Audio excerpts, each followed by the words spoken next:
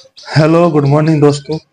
मैं आपका दोस्त सतीश कुमार फिर से एक न्यू स्टोरी लेकर आपके सामने आया हूँ। दोस्तों, ये कहानी है एक लड़के की और एक महात्मा की।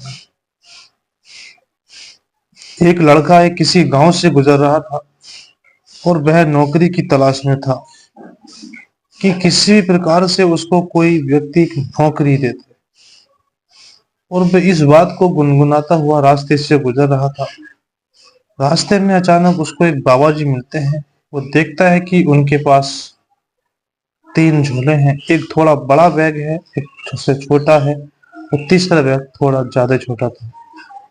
और वो उन तीनों बैगों को लेकर चल रहे हैं रास्ते में, लेकिन बैगों के वजन ज्यादा है, उसको ले जा नहीं पा रहे। फिर उस व्यक्ति ने उन बूढ़े बाबा से कहा कि मुझे नौकरी की तलाश है, क्या यहाँ मुझको कोई नौकरी मिल पाएगी? तब बाबा जी ने कहा कि बेटा, मुझे इससे अगले गांव पहुंचना है। आप एक काम करिए, मेरे इस बैग को लेकर चलिए, मैं आपको 3 सिक्के दूंगा। लड़का बहुत प्रसन्न हुआ क्योंकि वह नौकरी की तलाश में निकला था, जिसको नौकरी मिल गई। फिर उस लड़के ने बाबा जी से एक बड़ा वाला बैग ले दिया और वह चल पड़ा।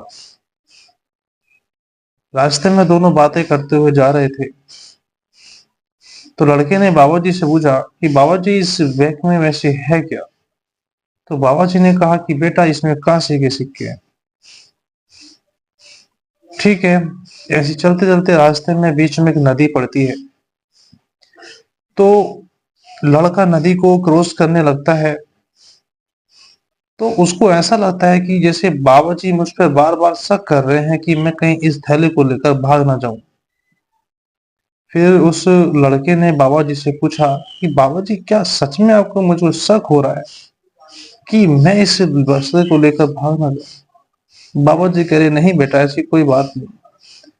उसने कहा तो लड़के ने कहा, बाबा जी, मुझको आज मेरी नौकरी से निकाल दिया गया है मेरी ईमानदारी की वजह से। मैं इतना ईमानदार था कि लाला ने मुझसे नोटों में हेरा फेरी करने को कहा, मैंने मना कर दिया, तो मुझको नौकरी से निकाल दिया गया। मैं जिंदगी में बहुत ईमानदार, आप मुझसे भरोसा रखिए। मैंने आज तक जिंदगी में जो भी काम किया है पूर्णतः ईमानदारी से किया है। बस इतनी बात करते हुए दोनों ने नदी क्रॉस करना शुरू कर दिया। जैसे ही नदी क्रॉस करी, फिर देखा कि लड़के ने कि बाबा जी से दूसरा बैग उठाने में थोड़ी दिक्कत आ रही। फिर बाबा जी ने फिर उस लड़के से कहा कि बेटा, आप एक काम कीजिए, मेरा इस वाले बैग को भी ले चलिए, अब मैं आपको 3 सिक्के और दूंगा। लड़का बहुत प्रसन्न हुआ कि अब तो 6 सिक्के हो जाएंगे। फिर उसने दूसरा वाला बैग भी ले लिया। आगे चलकर थोड़ी दूरी पर एक पहाड़ी आ जाती है, जिस पहाड़ को चढ़ना था, लेकिन बाबा जी का बूढ़ा शरीर था, वो उस पहाड़ पर आखिर चढ़ते कैसे? तो बाबा जी ने बेटे से कहा कि पुत्र, कि मेरे इस वाले बैग को भी ले चलो, मैं धीरे धीरे आ रहा हूँ, आप ऊपर चलकर थोड़ा मेरा इंतजार करना, मैं थोड़ी ही देर में वहां पहुंच जाऊंगा। क्या उसने बाबा जी की आज्ञा का कहना माना और तीसरा वाला बैग लेकर चल दिया। लेकिन जैसे वो पहाड़ी पर ऊपर चढ़ता गया, तो उसके मन में एक बहुत बुरा विचार आना शुरू हो गया।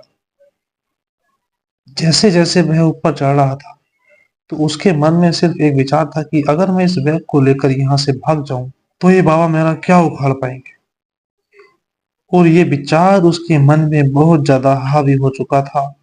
वह खुद को कंट्रोल ना कर सका और आखिर वह तेजी से भागता हुआ सीधा अपने घर की ओर जाकर रुका। फिर घर जाकर सबसे पहले उसने सबसे बड़ा वाला बैग को खोला, तो उसमें बड़े बड़े पत्थर भरे हुए थे।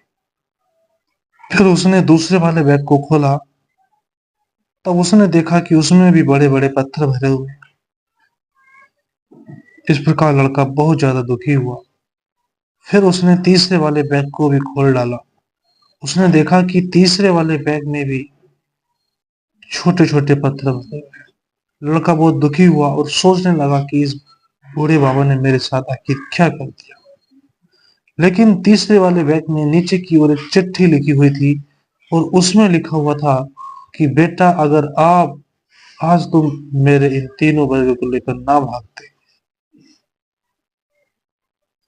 तो मैं आपको अपने गांव का राजा बनाता, क्योंकि मैं अपने गांव का राजा हूं, मेरा कोई संतान नहीं है।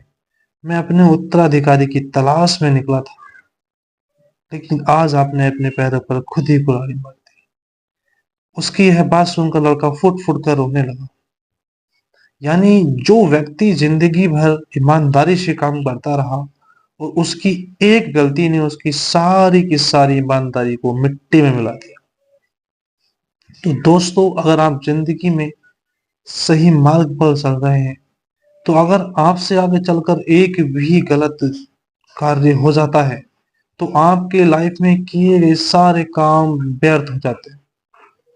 तो अगर आपके अंदर ईमानदारी है तो ईमानदारी ही बनाए रखें, वरना एक गलती आपकी जिंदगी तबाह कर सकती है। और मुझे लगता है कि आपको इस वीडियो से कुछ ना कुछ सीख जरूर मिली हो। अगर वीडियो पसंद आई हो तो प्लीज चैनल को सब्सक्राइब और लाइक करना ना सीखें। मिलते हैं अगली कहानी की ओर। Thank you.